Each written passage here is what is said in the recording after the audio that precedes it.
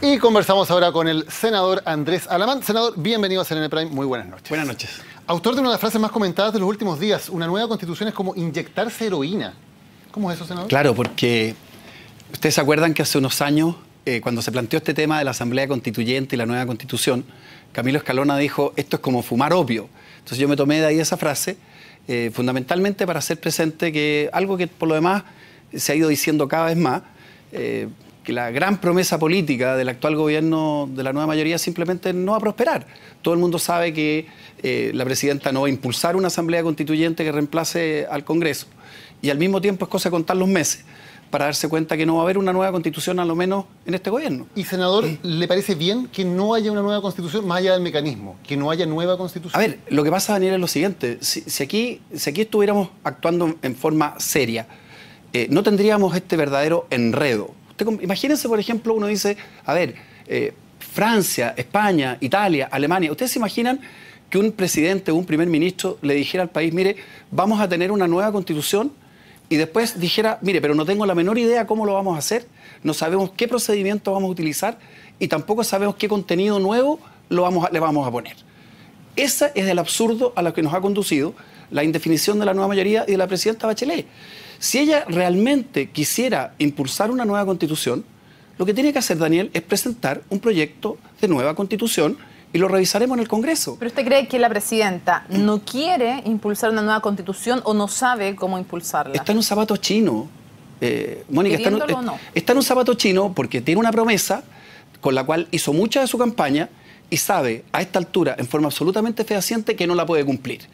No la puede cumplir porque ya al interior de su propia coalición quedó absolutamente claro que atajos constitucionales, le hace todas estas faramayas de hacer un decreto, que el decreto obtuviera una especie de apoyo pasivo de las cámaras para saltarse el procedimiento de reforma, no va a tener apoyo de los partidos de la concertación. Entonces ella sabe que tiene una promesa que no puede cumplir, que además está metido en un enredo porque dice que en septiembre parte el proceso constituyente y ahora resulta que el proceso constituyente son unos cursos de educación cívica. Entonces, la verdad es que el gobierno está en esto, en un callejón sin salida, y la principal responsable es la presidenta. Senador, y en ese sentido, ¿usted cree que es importante para los chilenos tener una nueva constitución? ¿Es una prioridad? Mire, yo creo que cuando los temas se instalan, yo soy de la opinión de que tenemos que abordarlo. Usted comprenderá que esto de la constitución, de repente parece un chicle, ¿no? En el año 2005, el presidente Lagos, cuando aprobamos un conjunto de reformas, dijo, mire, hoy día Chile tiene una constitución legítima, plenamente democrática, dijo despunta la primavera, han pasado 10 años y ahora hemos vuelto atrás al tema de la supuesta ilegitimidad. Entonces, yo lo que le digo es lo siguiente, yo creo que perfectamente debiéramos abordar el fondo de una constitución. ¿Qué queremos hacer en materia de derechos individuales? ¿Qué queremos ampliar? ¿Qué no queremos ampliar? Todos decimos, tenemos un régimen con un presidencialismo ultra reforzado, nos queremos mover hacia un régimen semipresidencial. Queremos movernos hacia un régimen que tenga contenidos parlamentarios. ¿Qué vamos a hacer, Mónica, con la regionalización? ¿Qué vamos a hacer con el Estatuto General de las Fuerzas Armadas? Usted sabe que en el programa de la nueva mayoría está sacar a las Fuerzas Armadas del ordenamiento constitucional.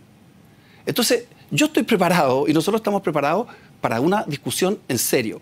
Pero ¿esto qué es lo que es? Es un conjunto de improvisaciones con algo que genera mucha inestabilidad. Porque usted comprenderá que cuando alguien mira a Chile, estoy pensando, por ejemplo, en el emprendimiento. Lo primero que mira a alguien, un inversionista chileno o extranjero, dice, a ver, este país tiene reglas del juego estables, conocidas, y aquí lo primero que se le dice es que tenemos la Constitución, como quien dice, al de por ver. Entonces, es muy absurdo. Senador, habla de improvisación en el gobierno. ¿Está improvisando también la oposición cuando se habla de crear un nuevo referente? Se le pone un nombre que aparece en los medios, Levantemos, y ahora sucede que hay incluso un reclamo de una entidad como el Desafío Levantemos Chile, de quien usted es muy cercano, diciendo que se está utilizando de manera política ese nombre. ¿Fue un error todo esto? Mire, yo no tengo ninguna duda que este pequeño entrevero respecto del nombre se va a despejar y lo van a despejar, como usted dice, la gente de Desafío Levantemos Chile con las directivas de los partidos. Lo que yo sí creo, Daniel, es que nosotros en la oposición hemos estado muy lentos. Estamos ya hace 1 año y medio, deberíamos haber tenido una nueva coalición mucho más robusta, mucho más armada, con un proyecto político claro y francamente yo, en lo que he estado insistiendo durante el último tiempo, siento que hemos ido hemos ido demasiado lento. Yo decía el fin de semana, a paso de tortuga. Este es un gobierno que tiene 75% de gente que lo rechaza. Pero no hay ese apoyo para la oposición. ¿Y por qué no hay? Porque, entre otras cosas, la gente dice, bueno, ¿a qué árbol me arrimo? Entonces nosotros le tenemos que decir, mire, este es un árbol, pero que no tiene nombre, este es un árbol que no tiene brazo, este es un árbol que el tronco todavía no se afina. Entonces, estamos actuando lento. Senador, ¿no será que al expresidente Sebastián Piñera le conviene que tal vez la oposición no esté tan institucionalizada para levantar su candidatura presidencial? Mire, yo creo que una oposición tan desorganizada no le conviene a nadie.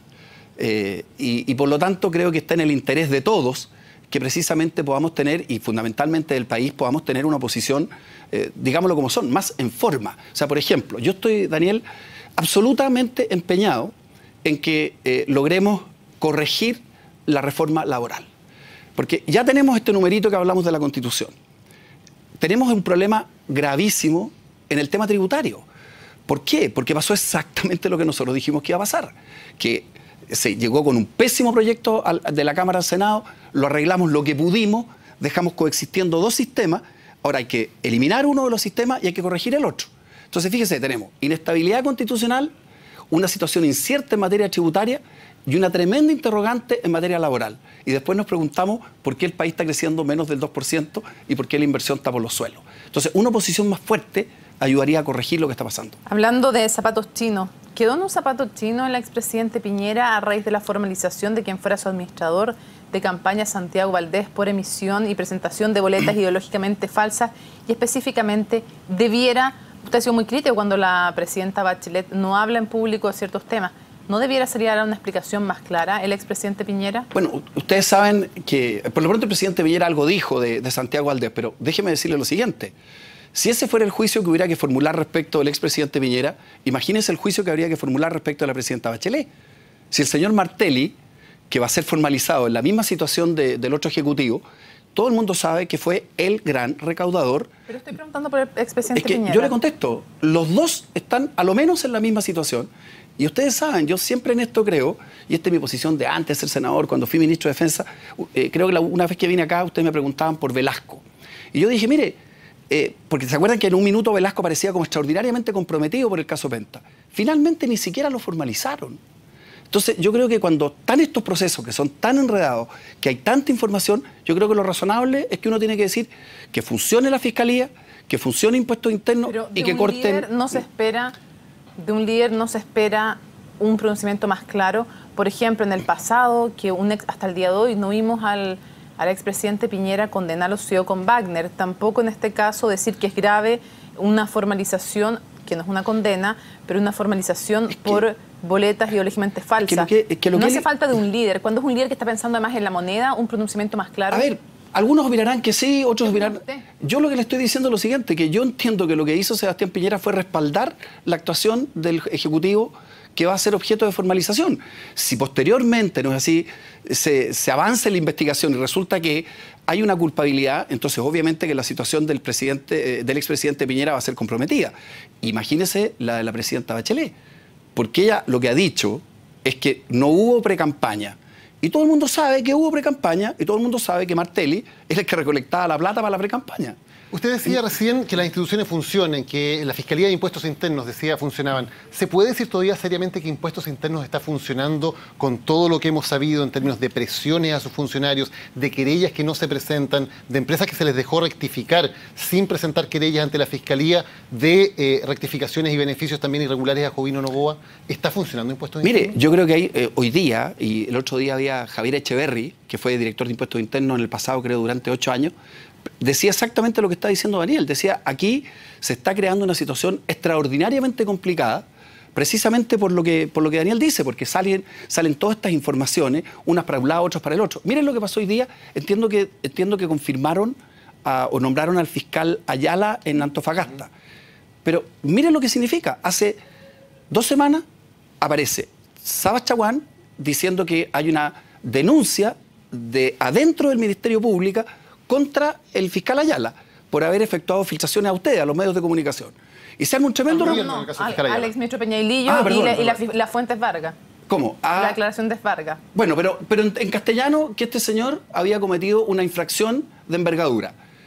no pasan 2 semanas y resulta que no había pasado nada malo, porque el propio fiscal, que fue el que inició la investigación contra Ayala, lo termina nombrando fiscal en Antofagasta. Entonces, yo creo que aquí, en general, todas estas desprolijidades, por ponerle un nombre, nos van perjudicando. Entonces, nos van perjudicando a la Fiscalía, van perjudicando al Servicio de Impuestos Internos, y por eso que seguimos. Y aquí yo tengo también una crítica muy clara respecto del gobierno y en alguna medida respecto del Congreso. Cuando salió el informe Engel, Mónica y Daniel, lo que se dijo acá fue lo siguiente. Se dijo, mire, en 30 días todas las recomendaciones del informe Engel van a ser materia de proyectos de ley.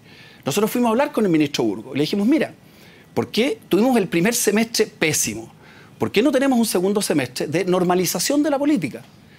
Hay un enredo con las leyes. Yo que soy senador, mire, unos están en un estado de tramitación, otras están en otra. Se aprueba una norma del CERVEL, no se aprueba la ley de partidos políticos, no se aprueba la ley de financiamiento. El gobierno en esto está equivocado. Senador, va a haber, tal como vamos, unas elecciones municipales el próximo año, con primarias que deben hacerse. ¿Va a haber con nueva ley de financiamiento electoral, con un CERVEL funcionando? ¿O vamos a tener lo mismo? Yo tengo, ¿sabe, Daniel? Esa es exactamente mi duda. Nosotros fuimos y dijimos, miren, tenemos este semestre para generar toda una institucionalidad, llamémosla de normalidad de la política. Y yo me estoy viendo exactamente lo que Daniel se pregunta, porque yo sé lo que va a empezar a pasar. Como está todo tan atrasado, entonces vamos a terminar como terminamos en enero pasado, legislando a la carrera, a matacaballo, a última hora, de pésima forma. La ley de educación, que se llama ahora de inclusión, acuérdense lo que modestamente les voy a decir. Antes de un año vamos a estar corrigiendo la ley de educación en forma mucho más intensa de la reforma tributaria. Entonces, la pregunta es totalmente pertinente. Aquí el gobierno, el Ministerio del Interior, el ministro Izaguirre, debieran hacer un calendario y decir, septiembre, servicio electoral, octubre, ley de financiamiento, noviembre, ley de partidos políticos. Si no, no vamos a salir. Senador Andrés Salamán, gracias por habernos acompañado hoy. Muchas gracias. Buenas noches.